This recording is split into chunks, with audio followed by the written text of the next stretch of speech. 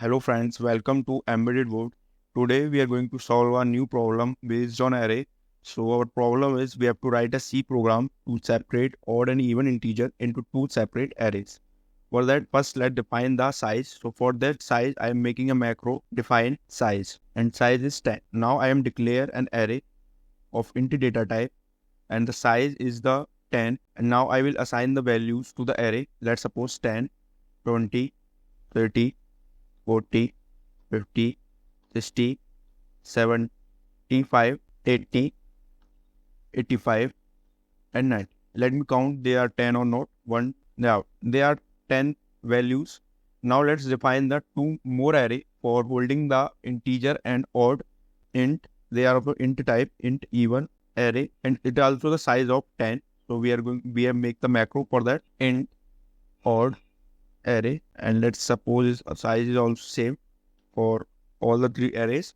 Now I also defined two counter which will keep the count of even array and odd array. Let's define so int count even starting with the 0, and the next is one is count int odd is equals to 0. So I have declared two counts more, even and odd. Now let's come to our main code. In the main code we are going to check every indexing of the array, that is number is even or odd, according which we are going to save the value in different array of odd and even.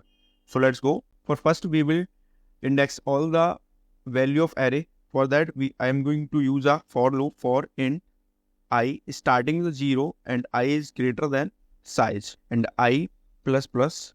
In the next line I will check using a if condition. If array I is modulus by 2 is equals to 0, then its number will be even. And we also had done a question based how to find a number is even and odd. So there is a simple logic. We are going to divide every number by the 2, and then if the remainder is 0, then it will be an even number, and it also the property of even number. If it is an even number, then we are going to save it in the even array. Even array we are going to save even array. And counter we are going to use a counter variable now here, count even, and it will going to save in the value of 0 index of the array. I will explain why I am using count even further in the video.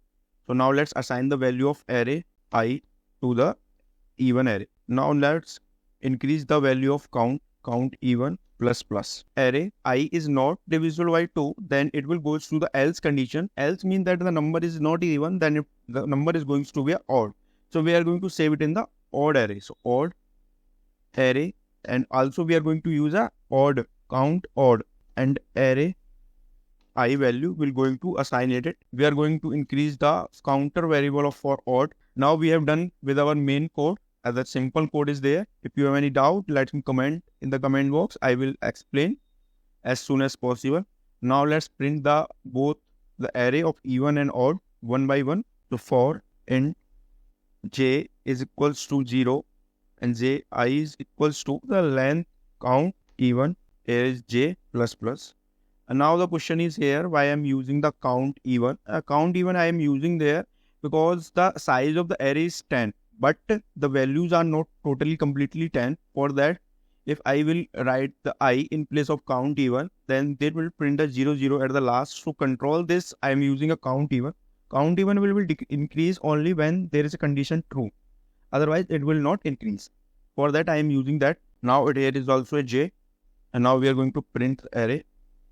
Print f even array value percentage d backslash n comma even array or j here. The same condition we are going to repeat for odd.